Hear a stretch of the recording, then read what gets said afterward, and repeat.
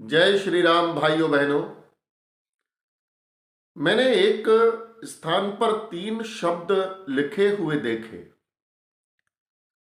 और उन 3 शब्दों पर जब मैंने थोड़ा सा मनन किया, थोड़ा सा विचार किया, तो उन शब्दों का जो अर्थ मुझे समझ में आया, तो लगा कि ये शब्द और इनका अर्थ यदि वास्तविक रूप से हम जीवन में समझ लें तो निश्चित रूप से हमारे जीवन में आश्चर्यजनक परिवर्तन होगा और निश्चित रूप से हमारे जीवन का जो लक्ष्य है, मोक्ष प्राप्ति, परमात्मा की प्राप्ति, उस परम ब्रह्म परमात्मा के साथ एकाकार होना, वो निश्चित रूप से हमारा लक्ष्य हमें प्राप्त हो सकेगा।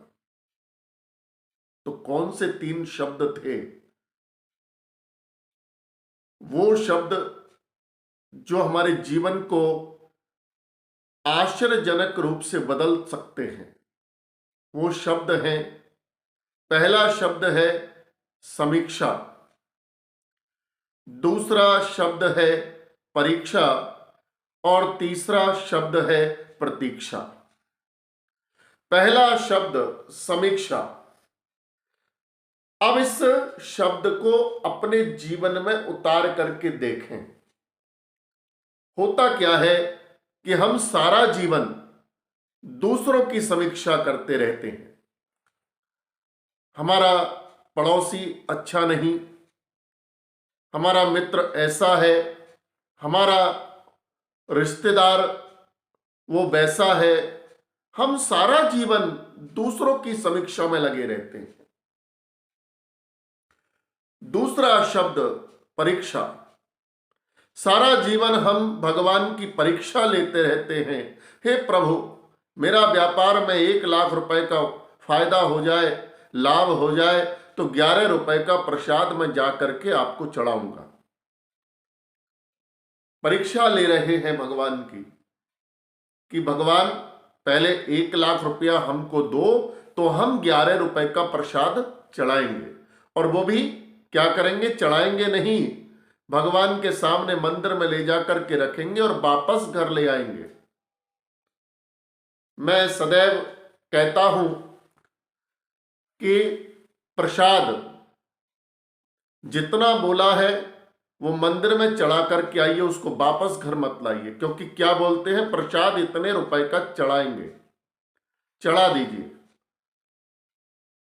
और घर लाना है तो और प्रसाद अलग से लेकर जाइए, उसको भोग लगाकर घर ले आइए। लेकिन जितने का प्रसाद बोला है वो मंदिर में चढ़ा कर आइए। सारा जीवन हम भगवान की परीक्षा लेते रहते हैं। प्रभु, मेरी बेटी का विवाह हो जाएगा तो हम आपका कथा कराएंगे, पूजन कराएंगे, हवन कराएंगे। बेटे की नौकरी लग जाएगी तो माता का जगराता कराएंगे। सारा जीवन हम भगवान की परीक्षा लेने में लगे रहते हैं। तीसरा शब्द प्रतीक्षा। हम सारा जीवन अपनों की प्रतीक्षा में बिता देते हैं। पुत्र होगा, पुत्री होगी, अब पुत्र हो गया, बड़ा हुआ, तो अब इसका विवाह होगा, बहू घर में आएगी। पुत्र का विवाह हो गया तो अब प्रतीक्षा है कि हमारे घर में पोते पोतियां आएंगे। सारा जीवन अपनों की प्रतीक्षा में लगे रहते हैं। अब जरा इन शब्दों का अपने जीवन में उचित रूप से प्रयोग करके देखिए। समीक्षा, मैंने कहा सारा जीवन हम दूसरों की करते रहते हैं। अब दूसरों की नहीं, अपनी समीक्षा कीजिए कि हम कितने अच्छे और कितने बुरे हैं।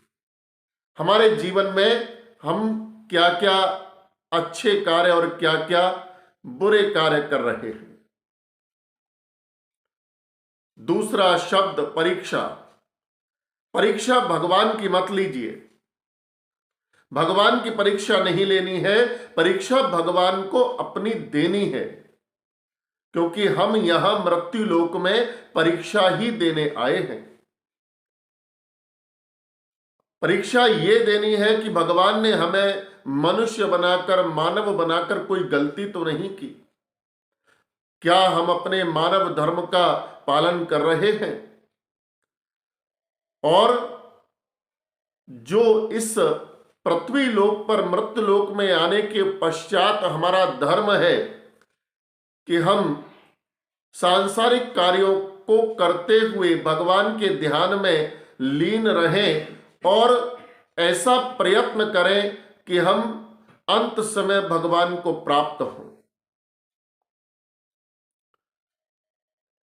तीसरा शब्द प्रतीक्षा। तो सारा जीवन अपनों की प्रतीक्षा मत करिए, क्योंकि कोई भी अपना आपका सदैव साथ नहीं देगा। यदि प्रतीक्षा करनी है तो भगवान की कीजिए, उस परम ब्रह्म परमात्मा की कीजिए।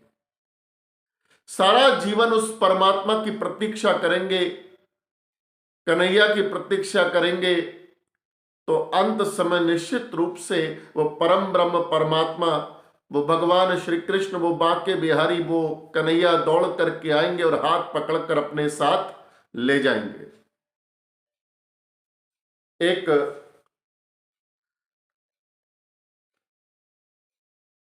लोगो, एक टाइटल मैंने एक जगह पढ़ा, बीमा कंपनी के नीचे लिखा हुआ था, जीवन के साथ भी और जीवन के बाद भी। देखिए, जीवन के साथ भी और जीवन के बाद भी कौन साथ देगा? परमात्मा, ईश्वर। बाकी सारे रिश्ते नाते तो यहीं छूट जाएंगे, लेकिन भगवान जीवन के साथ भी रहेगा और जीवन के बाद भी रहेगा। तो सारा जीवन उस परम ब्रह्म परमात्मा की प्रतीक्षा कीजिए, तो निश्चित रूप से अंत समय भगवान की प्राप्ति होगी और ये जीवन सार्थक हो जाएगा। तो प्रेम से भगवान के गुणगान को करिए और प्रेम पूर्वक ओम नमो भगवते वासुदेवाय महामंत्र का जाप करते रहिए। फिर देखिए जीवन में कैसे आश्चर्यजनक परिवर्तन होता है। जय श्री राम भाई और बहनों।